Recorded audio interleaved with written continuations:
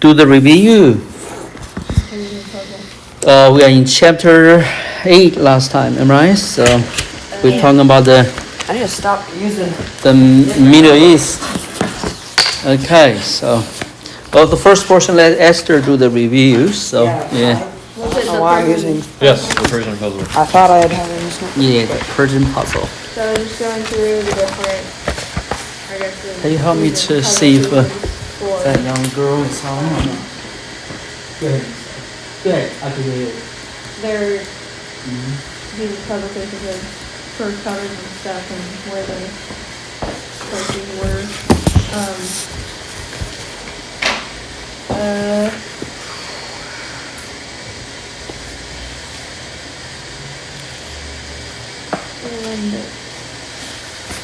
Let me do some query rather. So Persian, what's today's Persian? Where is it today in today's geography? It's in Iraq. Iraq? Iran. Okay. Oh. It's Iran. Okay, so okay. So what Thursday is hey Nova, why don't you help me to do the review? So yeah. Well, help me do some question rather. So I had the Yeah. privilege of reading it, so I wasn't able to take notes. I did. Okay. Yeah.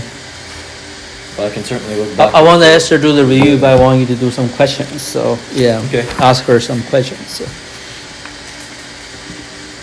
So you want me to ask questions first? Yes. Okay. Ask her questions. So. So Esther, let's see. Do some major questions. You know, like 3 or 4. So yeah. All right. I think it's trying to get on now. Do you remember? Oh, Who is she's- try to take on? She's not on. Okay. Oh. It's okay. Yeah. Do you remember what the first empire mentioned was? That being that bottom silver layer of this area. The bottom layer that's going over the history of Persia. It's the first empire. The puzzle had different color. Remember I'll give you that? a clue. Yeah. It starts with the letter A. Assyria. The The- Assyrian Syrian. Empire. Wait, where is this? This is the first empire in this area over history. It's the silver layer. That's the way they put it. Do you remember who they were conquered by, which would be the second empire? Starts with a B. Sounds like baby. Yeah. The Babylon. Babylonians. Yeah. Don't too hard on yourself. Those hard. We're difficult history. Are we asking everyone these questions or just Esther? No, I was querying Esther first. Esther. So Because I really don't have that written anywhere in my notes. yeah, this is not a good way to write that long history. It's a long history, you know. So of 7 emperors, am I? So go ahead. The next one. Okay, so we want to continue to go in order, I guess. Yeah. The next, which would be the olive layers, they put it, were the Persians. Persians. Then the Arabs. Which is where their name, the name of this particular empire was carried on or applied in the general history of this area. So the next one is the Arabs, then Turks. The next was the Greeks. Oh, They were Greeks. conquered by It's alright. Alexander That's the right. Great. Yeah, look at that. Greeks. So after that, there is another successor. Yes, this is when he was, the empire, Alexander's empire was divided into 3 parts. And the Persian area of Alexander's empire was demanded or ruled by Seleucus. Seleucus. He claimed the Persian part of the empire. Yeah. And it was split into 3 parts. Seleucus. Right. You see on? Okay. I'm to check her in. Okay, so. Go ahead. And then something happened here that we will see quite often in this part of the world, which is an area of this area rebelled and broke off into their own kingdom, basically. And in this part of Persia was known as Parthia. They broke away from the Seleucids to Yeah. set up their own kingdom. Parthia caused a lot of problem for later Roman world. Okay, so go ahead. So Parthia did indeed become eventually the strongest empire in the Middle East, as it says here. And so then there was more quarreling and more rebellion, I think. And it says here the empire shrank until another nobleman overthrew the current Parthian ruler and from his throne and took over. His descendants, which is now this new layer, is known as the Sassanid dynasty of Persia, Sassanid dynasty. the emerald. Now we have an Islamic, the Islamic empire enters the scene. We have Muslims, which overtake the Sassanid dynasty, and at that point Persia becomes an Islamic nation. After this, we have the nomads from Asia, which are called the Turks. They were fierce fighters, it says. They first became soldiers in the army of the Islamic Empire, but then as they grew more powerful, one group of the Turks named the Ghaznavids once again rebelled against Islamic rule, and then they took it over, the area of Persia. Kayla's room. Okay, literally. Hello. And then X out the participants tab. Hello. You looks nice. Yeah. Looks smart. Yeah. Not like Esther. Sorry being late. I had a meeting. That's all my fault. Okay. So we in the process, Noah help us to review a confusing chapter, a puzzling chapter called Persian puzzle. Puzzling Persia. Yes. Okay. So the Mongols also get it Yeah, wrong. so then after this, this Turkish group known as the Ghaznavids rebelled against the Islamic Empire. We then have the Mongols, which came from the east, and they destroyed Persian cities and crops. These Mongol Khans then took over the rule of Persia, or the Jade layer. And so finally, A man named whom? we have a man named Ismail, Ismail. which it would have been nice if they gave a little background as to whether he was Islamic or Turkish, but maybe it Yeah. was mixed at that point. That's Anyways, he overthrew the Mongols by gathering his kinsmen known as the Safavids Safavids. as an army, and they attacked the Mongol Khan of that time, and he won, and he became a crown ruler known as the Shah, or a ruler of Iran. 10 empires. So we finally reached the top layer of this empire. Yeah. For this Yeah, area. then talking about the young ruler Abbas revived the empire, right? So, yeah, we're gonna pass on with that because we all know the story a little bit. Modern day Iran, that's where Persia is most part. And there was a city he built, am I right? What it called? A port city called for commerce, we're famous for commerce. Band Abbas, am I right? So, okay. Okay. Now let's do the next review. I'm gonna have Naomi do the review for us. So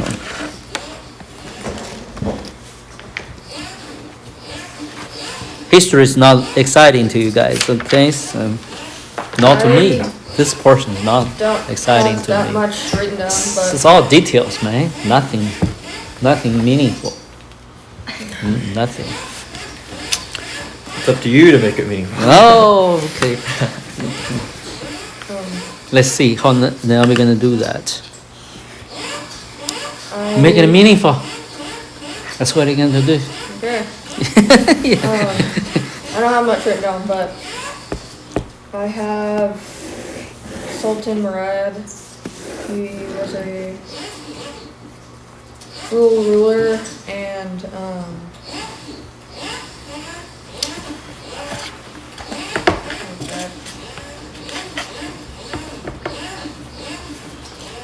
Sultan Moran. Oh, that's the guy I we're think talking that's about. more into the chapter though. I think I missed either I was reading or Mm-hmm. something, but I don't have most of the first part Mm-hmm. written down. That's okay. It's confusing, this history here. Too much information there. So Sultan Moran. I have it like Mm-hmm. Selku. I don't know how to say that. Where the tribe was captured. Yeah, I don't really have much written down for this. That's okay. Now, Esther, you want to continue? The Seljuk tribe wandered into Central Asia in the Middle East, and Mm. they were like a fearless. They were Turks, Mm. and they were fearless, and they took land from the Byzantine Empire, Mm. and That's all your notes? what? That's all your family notes? Yeah. Wow, you're a good note taker. I said, I'm impressed. Mm-hmm. And the Osman gathered some followers to save what they could because the Turks were taking over a lot of land. Mm-hmm. And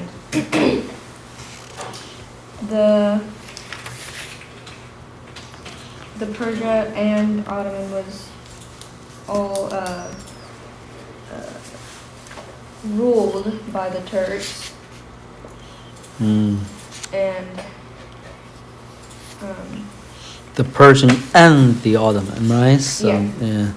Well, that's a big achievement for Norman tribe used to be, right? So, yeah. Go ahead.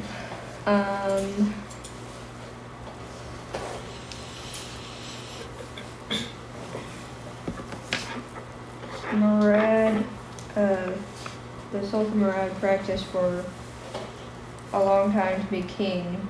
Mm. This is more into the chapter. Mm. And he became a really, Powerful. powerful king. Mm. Did he conquer Greece? Yeah. Mm. So he become Autumn's, what he call himself? The sovereign of the two lands and the two seas. Now let's query what the two lands are. Two lands are two continents, which are Is it Asia and Europe? yes, Asia and Europe. Okay. So the group were large, am I right? So, but what about the gold and the silver thing? Silver is begin to depreciate, am I right? Gold become more. Yeah. So they control the city, Baghdad, am I right? So okay. He was how old when he was become a true ruler? How old? 11 years old, am I right? So yeah. Before that, his And- mother ruled yeah. for 10 years. Yeah. Mm-hmm. I'm sorry. His mother ruled for 10 years at least. Now he's 21. Mm-hmm. He began to truly begin to say what he did. He killed he assassinated one tried to plot against him, making sense here? So, yeah, Yep. very tricky story. Bloody it is. But it was very cruel. Is he cruel? One of the cruelest ruler ever heard, am I right? So, yeah. Okay, so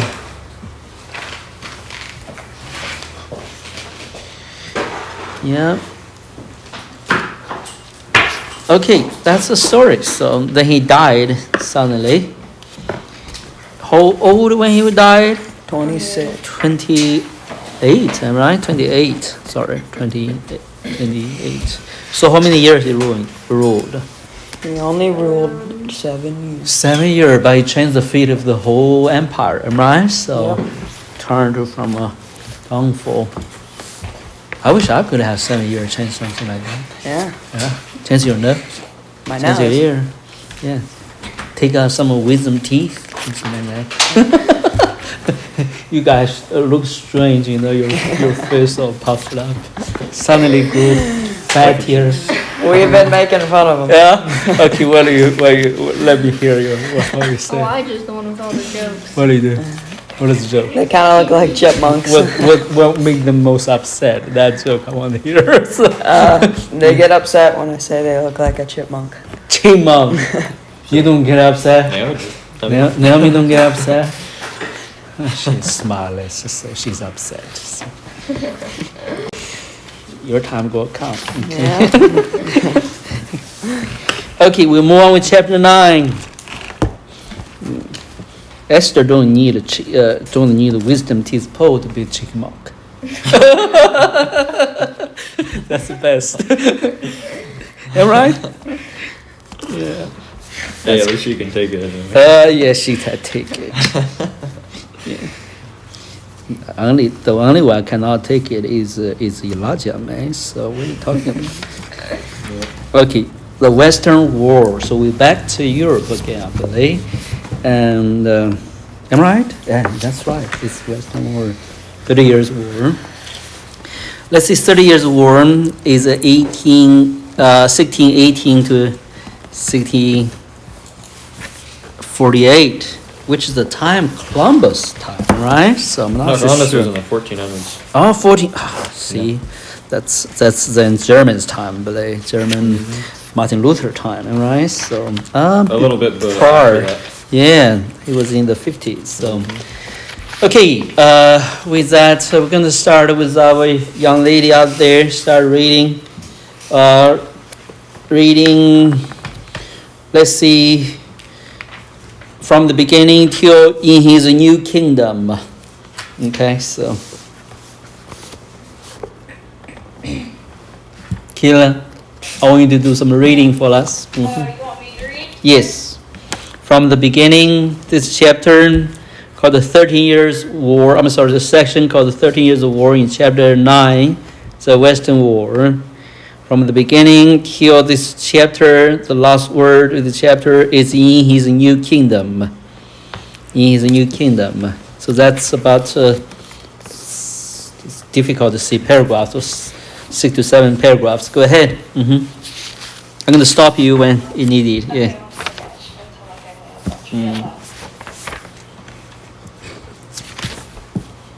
Oh, that's a long chapter. Okay.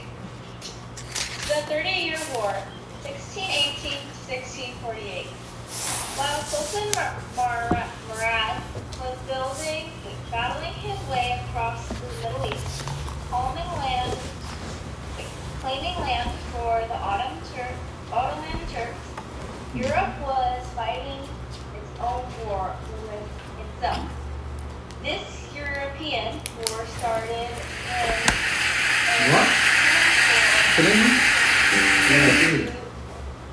The music. out of a window. 30 years later, soldiers from every European nation lay dead across hundreds of battlefields. The story of this 30-year war begins all the way back in Charles V.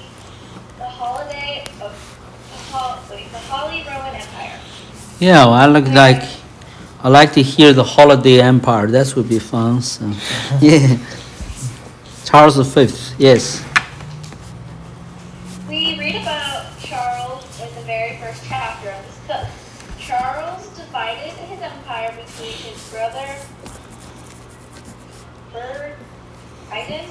Ferdinand.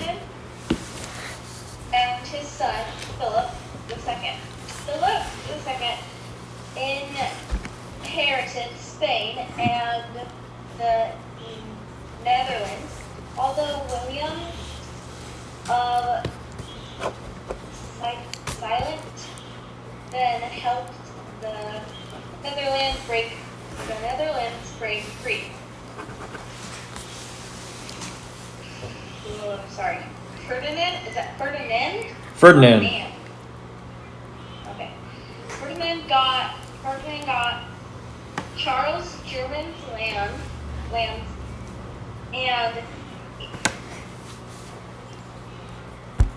eventually became Holy Roman Empire. It's holy, like sanctified or set apart. Holy Roman Empire. Oops. Sorry. It's okay. When Ferdinand died, he left his German lands to his son. Goodness gracious. Maximilian? What is his name? I don't know. Maximilian. Can't read. Okay. Who then passed them on to his son, Matthias. Okay. When Matthias, okay, I can't hear. Matthias. Can you tell me that name again? Matthias. Yeah. Matthias. Okay, Matthias died without children. Those German lands went to his cousin, Ferdinand II. At once, trouble began. Those days, Germany was a collection of small territories, each ruled by a powerful prince who owed allegiance to the German king. Each prince had the right to say whether his small territory would be Catholic or Protestant. Protestants. I'm good at that right now. Many of the many of the German princes and their territories were Protestant. But like his great great uncle Charles V. Ferdinand II was a Devout. Devout means with a passion and devoted. Yes. Catholic. He hated Protestant. How do you say it? Protestantism. There you go. Protestantism. Yeah. Go ahead. Do it again. Protestantism. Protestantism. Okay. I'm sorry, I can't hear very well through the Zoom. It's okay. Okay. Did I found my place? I lost it again. Oh, there we go. He hated Protestantism. I'm sorry if I'm saying it wrong. It's okay. And at once began passing laws to stamp out Protestant worship and his new kingdom. You can stop there. Yes. We're gonna move on with the next person. You can stop there. So, yeah. We're gonna take this turn. So, Esther, move on. Where is it? It's the Protestant princes in one here. particular part of Germany called Bohemia. The Protestant princes in one particular part of Germany, called Bohemia, were furious. So were the Protestant subjects. They gathered together in the Bohemian city of Prague,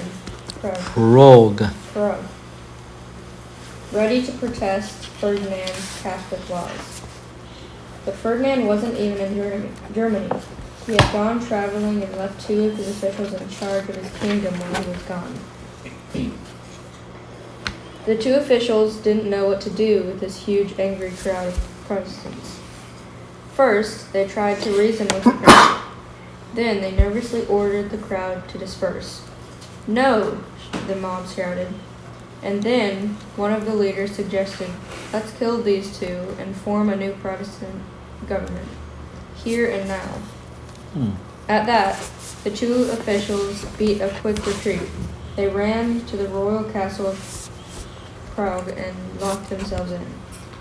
The mob followed them, broke through the gates, and overran the castle's halls and chambers. Finally, they found the two officials hiding in an upper room, 50 feet above the castle's courtyard. The officials pushed a huge wooden table between themselves and the crowd, but it was no use. The rioters overturned the table, grabbed the two, and threw them out the nearest window. The two officials weren't even injured. They got to their feet and ran away. Catholics loyal to Ferdinand later said, "The Virgin Mary protected him." But German Protestants remarked, "No wonder. They landed on a soft manure Okay, manure heap. manure." It's pretty dirty. Let me see. This event was beginning. That's different than angels' salvation there. So, This event was the beginning of over 30 years of fighting. Later, it became known as the defenestration of Prague. Finestra is the Latin word for window, so defenestration is a fancy word to say throwing someone out of the window. what? The rebellious Protestants now declared themselves free from Ferdinand's rule. Perhaps they didn't think Ferdinand would fight back. Many Germans didn't take Ferdinand very seriously. He was a stout little man, red-haired and blue-eyed, cheerful and short-sighted. He bustled around his palace, looking more like a servant than a king. He gave money to the poor, went to church daily, and spent his free time hunting. But Ferdinand was not as harmless as he looked. He was determined that Germany would remain Catholic. Ferdinand also had great ambitions. He was king of Germany, but he intended to become Holy Roman Emperor as well. And over the last century or so, a tradition had evolved. In order to become Holy Roman Empire, a king had to convince 7 German princes to elect him to the position in a special meeting called a Diet. Wow, that's where diet came from, huh? 3 of those princes, or electors, That's your elector that came from. I'm joking with you guys. This is the were lady. Protestant, Yeah. and part of the rebellion. To get the title Holy Roman Emperor, Ferdinand had to get his Protestant territories and their princes back under his control. Gotcha. So he convinced his allies in Austria. Allies. Allies in Austria and Spain to assemble 2 huge armies of tough, experienced soldiers.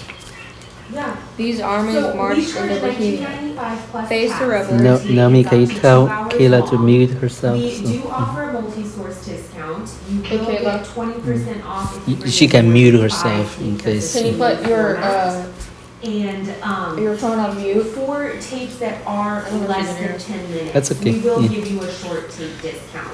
Face Well, the if it's rebels, less defeated than them 10 almost minutes long, we will take off Ferdinand $10. returned to Bohemia, So, hanged the leaders that of the is how our mob, and pricing stuck their heads works. on the railings of Prague's largest bridge. Then he took away all the land that belonged to Protestant rebels and gave it to his faithful Catholic subjects. Finally, he forced the electors to make him Holy Roman Emperor. yeah. Let Elijah continue So for from example, if you there. have like 5 VHS tapes, you could get 20% off of that versus 5 of the high Elijah, digital continue. 30mm tapes that are separate formats. I know. Yes, if it is less than 10 minutes long, we will give you a short tape discount of $10 off. Wow, everybody's using this kind of pencil, huh? Oh. I use Why the not? mechanical pencil. That's no problem. And Where are we? If there's nothing on it, it, then we won't Esther? transfer it, and we She's won't also charge at the you. top of the page. Right here? Sure, so our turnaround time is depending. But instead on of crushing the rebellion, so Hey, depending Kayla, on how many you might need to- you have in. You might need to mute your yourself there. I'm so sorry. So, It's okay. if you have just a handful of tapes, about. but instead of crushing the rebellion, Ferdinand's actions produced more unrest. Other Protestant princes in the north of Germany hadn't been part of the rebellion, but they certainly didn't like seeing Protestant lands given away to the Catholics. Would their territories disappear next? And the Protestant kings of England, the Netherlands, and Denmark, north of the Netherlands, were just as unhappy. When they looked over to Germany, they saw the Holy Roman Empire, who had just joined together with the two other countries to wipe out Protestants. What if this three-country alliance decided to attack England or Denmark next? So the king of Denmark, Christian IV, Christian VI, gathered up his army of 30,000 soldiers and began his march into Germany, intending to put an end to Ferdinand's growing power. Christian VI was a skilled general and a smart Christian man. the sixth or the fourth? The fourth. The fourth. I'm sorry, it's the fourth. How did my Roman numerals fall off? He and the King of England, James I, used to write letters back and forth in Latin. He was filled with energy, according to a popular rumor. He only stopped drinking to exercise, and only stopped exercising to drink some more.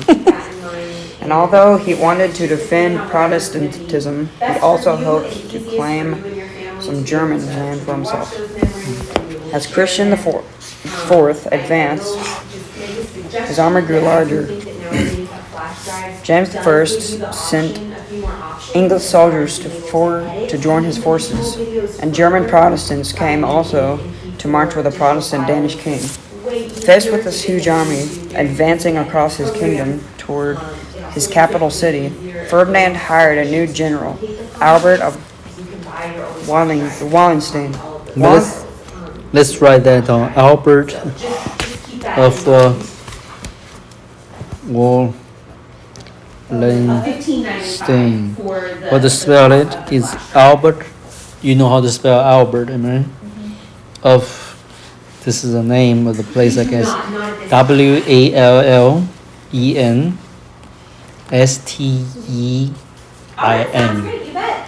Wallenstein. Stein. Albert Wallenstein. So how we do that is, we don't have that ability online at the moment. What we do is once you mail your project, we just ask that you let us know and provide us with the tracking information. We can keep an eye on it. Ferdinand As soon as hired we him get for it what? and we see the new, Army general. we have to create the invoice based on what actually ends up getting. to Wallenstein us. loved war. So once we receive He was it, a very we create the tall, invoice. skeletally thin, unusually dressed in sinister black with a single streak of You're red. so welcome. If you have He any is questions, don't hesitate to give us unmerciful, a call. wrote the astronomer Johannes All right, bye-bye. Kepler. Kepler. Kepler. Do you know who Kepler is? Nope. You don't even know Kepler? Kepler. No one but Noah, I'm sure. I don't know Huh? who he is. You don't know Kepler? Ask Elaine knows. Kepler. She's busy. So. Okay, Kepler astronomer. Does not ring a bell. She started. I'm so sure now. So she started. I think the Earth circling around the sun, rather the opposite. I think that's what it is. After Galileo, am I right? Galileo, before Galileo, I think. Yeah. This isn't before Galileo for sure. Before or after? Before, am I? This area is after Galileo. After Galileo? Huh. No, I think it's before. Hmm? So, Yeah, this is after. This after? Okay. Well, that's my level of history now, so go ahead. Describing Wallenstein. Devoted devoted only to himself and his desires, covetous, deceitful, unusually silent, often violent. Wallenstein even frightened Ferdinand. So when Wallenstein took command of Ferdinand's forces and met Christian forced army full on, the Danish, English, and Protestant German soldiers were crushed. The soldiers were scattered. Christian IV himself was forced to flee for his life. Ferdinand's army marched right into Denmark and took it over. The Protestant king of Sweden, Gustavus II, watched in horror. Sweden lies just across a narrow sea from Denmark. Now the armies of the Holy Roman Emperor were camped only a few miles from his home country. Next, Ferdinand might decide to invade his land, take his throne, and force his people to become Catholics. Let's now read on.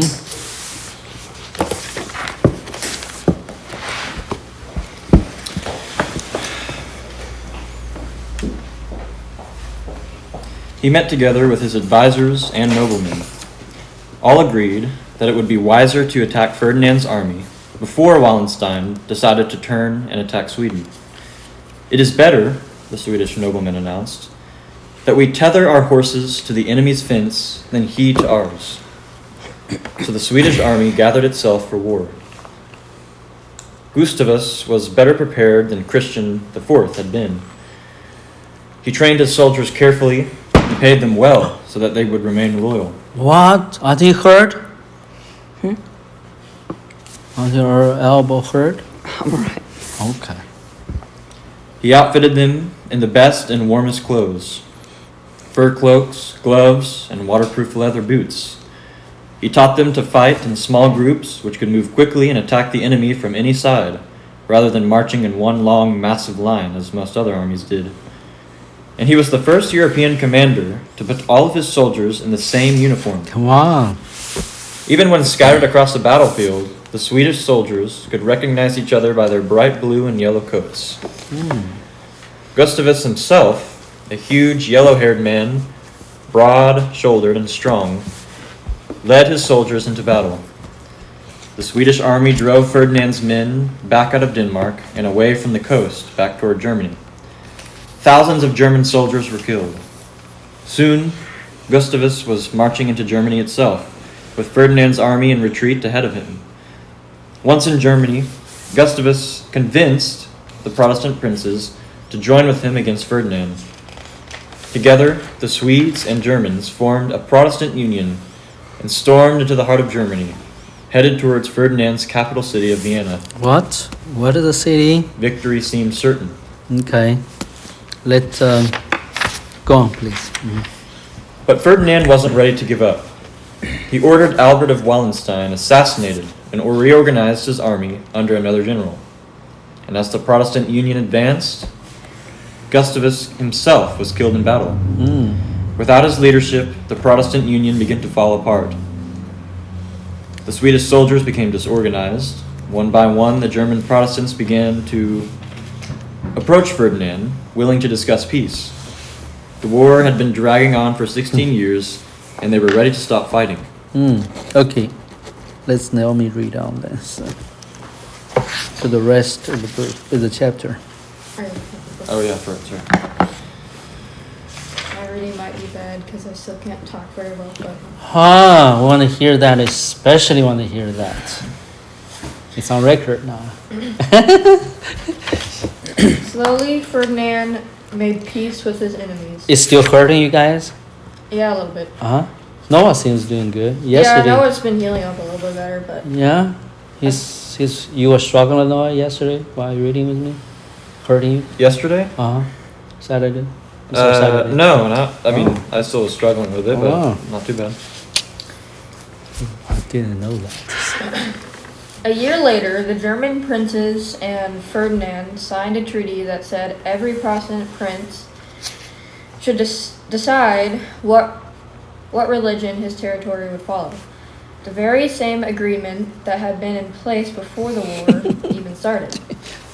17 years of fighting had accomplished nothing at all. Thousands of Germans had died of wounds or disease. Many of those who lived had no homes. Three-quarters of villages in Bohemia had been destroyed. Ferdinand ruled in ruined land, and the war was not over yet. The ambitious Prime Minister of France, Cardinal I don't know how to say that, Richelieu. saw that Ferdinand had been weakened by the war. He wanted the title, Holy Roman Empire, to belong to the King of France, not the King of Germany. Just weeks after the new treaty was signed, France declared war on Ferdinand. Can you believe that? The Catholics fight each other now? The Okay. fighting continued. Spain, Sweden, and the Netherlands joined back in. As battle followed battle, more Germans died. In some places, half the population was killed. The countryside was littered with unburied bodies. Soldiers roamed through the country, searching for food and robbing the starving populace. Populace means a mass, like a popular population. Oh, okay. Yeah, populace. The poor began to eat grass in desperate attempt to survive. But then Ferdinand, Aging, aging and wearing getting with old, battle, basically. became ill and died shortly afterward.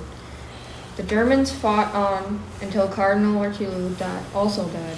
Richelieu, like it's French, right? They Yeah. pronounce differently. Richelieu. With both the Holy Roman Empire and the Minister of France dead, the other countries of Europe began. Cautiously means take caution. Yeah, sorry. And cautiously to try to arrange peace, but it took 4 years for peace to be arranged. Many of the leaders involved weren't even sure that they were fighting about what they were fighting about anymore.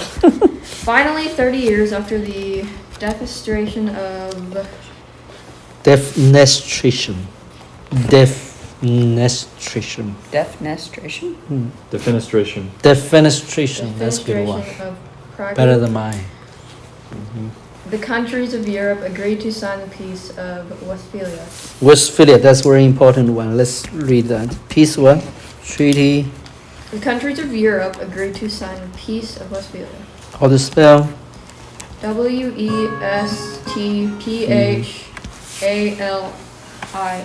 Okay. This treaty gave some German land to Sweden and some to France. The other German territories were allowed to govern themselves. The Kingdom of Germany was so splintered that it no longer existed. What? Disappeared, huh? Even after the Peace of Westphalia, France and Spain went on fighting with each other for 11 more years. The 30 Years' War didn't actually end until the year 1659, 40 years after it began. Wow, 40 years later, okay. That's a half, almost, the lifetime of a man, right? So it's all entangled with war. Actually, that's a whole chapter. It's the 30 years of war. Okay, anybody want to do a little bit of brief review? I will. Please. So we kind of start with some people back in before and some different stuff. Like, I wrote some in, but and then we get to Ferdinand II, and this time in Germany, he was the current ruler of Germany. And then we go to a situation where 2 officials were thrown out a window by protesters or Protestants, and that started a war, which led to the 30-year war. What that story called? When he threw out the window, what I call the word I don't know, I must not read it then. defenestration. What? How to spell it? How to pronounce it? No. Defenestration of phrase. Defenestration. That's very good. It's good to remember Yeah. the Latin word fenestra for window. Fenestra. Okay. That's right. The story called the Defenestration of Prague. That's where it started. So the story started there, ended with the peace treaty of what? Peace of Westphalia. So that's what then it's called. When you name like that, that means a major event in history. It's a marker. You want to remember those names. So for example, what the starting incident caused the 13 Years of World War? 13 Years war, in Europe. Hi, is this Rebecca? Then you're going to have to answer that. Hello, Rebecca. This is the Ustream Studio. And I am Defenestration. yeah, it's difficult. Defenestration of transferred to flash drive and Prague. discs transferred to the flash drive as well. And that Now where's Prague? Anybody have any idea where Prague is?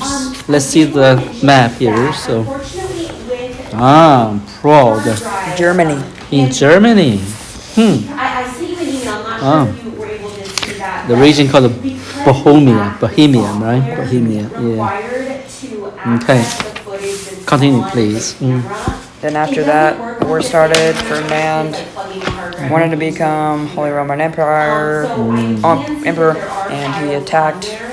Unfortunately, we don't have a and way to became extract them without Holy the Roman software. Emperor. We did spend a pretty And good then amount he of hired time Albert trying to of download, Wallenstein online to become his army general. And he succeeded in taking down Christian the Fourth and other people who Now who did the alliance against Ferdinand II? Gustavus. Gustavus. No, Right? How many nations here involved? There's Europe. Yes. Europe's not a nation. It's all Europe. Talking about the nations. The nations Oh. aligned I thought he together was just talking to about the people. the first wave attack. The Protestant kings of England, Netherlands, Denmark. Am I right? So yeah. Okay. Go ahead.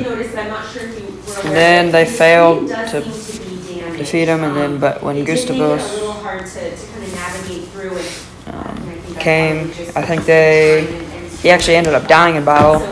And then they kind of took him down a little bit, Ferdinand, and then Wallenstein was assassinated. But then a treaty was signed, but What? Washington was assassinated?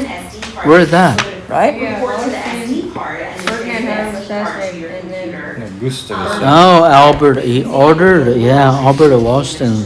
Albert was assassinated. Albert Washington assassinated. Okay, good. I'm sorry. Yeah. And then a treaty was signed, but war still continued because what's his name wanted to be Holy Roman Empire. The Emperor. Yeah. The Cardinal Richelieu. Right. So the primer. Ferdinand died because he got sick. And then the peace treaty of Westphalia. Westphalia. But who is still continue fighting for another 9 years or 11 years? Sweden, no, Until 5 p.m. France and France, Spain. Spain. So why? Look at the territory layout here. France is between Spain and Germany, am I right? So even France is getting to war, but it's all this going to fight, am I right? So in north, Netherlands, Prague, Bohemia, so all this is getting to war, am I right? Even England getting involved. So that's then Sweden getting one. Who getting one? Sweden, right? No? Sweden. Sweden is just north. Man, that's war across the board. Is that the Sweden king? Am I right? Sweden, yes. So, because Sweden is across this street even, called the Baltic Sea. Okay, this is Denmark. Denmark is what's Hamlet? Hamlet, Prince of Denmark, right? So, yeah. It's crazy, huh? So, all these kings, the Europe has been a place plagued by that battles different times. So, okay, who can name other wars that's like this nature later on? Anybody? Query time? Everybody already drained out? It's Monday. What did he say? Which war stand out for you that plagued Europe, even influenced the whole world? First World War, Second World War, right? So they all started in war actually with German, England, those nations. So, well, I hope you guys learned a good lesson. Everybody seemed drained out. Everybody not interested in history anymore. I'm interested. Oh, you're strange. So okay, so. But Kayla, can you pray for us? Then we move to wrap it up. So. Yes, I will. Father, I thank you for today, and I thank you that we get to be here together.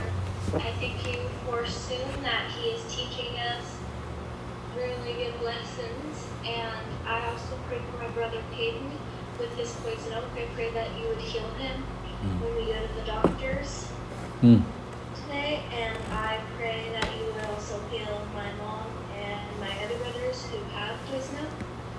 I continue to pray for Miss Kim and Miss Katie, and I hope that you would heal them as well. And I also pray for my family, and that we will be just saying yes, Lord, to our new step in life. Amen. Amen. What happened to your mom and other siblings? We all got poison oak, but I don't have it anymore. Poison oak. Hayden has it really bad, so we actually. What is that? It's like an itchy rash that you get by touching a plant. Oh, are you guys working on the garden or something like that? Sorry, I didn't hear you. What? It's hard to hear through this Zoom. Poison ivy, poison Poison oak, yeah. poison oak. They're kinda Okay. similar.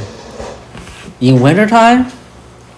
It's, Oh, wow. It We grows. were burning, and we Oh. decided to take a shower right away. Oh. My dad. Oh. Yeah. Sometimes bad thing happen. We don't take caution. I'm teasing you guys. Okay. Yes, Lord, we do pray for them. Heal them quickly in Jesus' name. Amen. Amen. Bring our best. Okay. So yeah. Alright, bye. Yeah. Thank you. Yeah.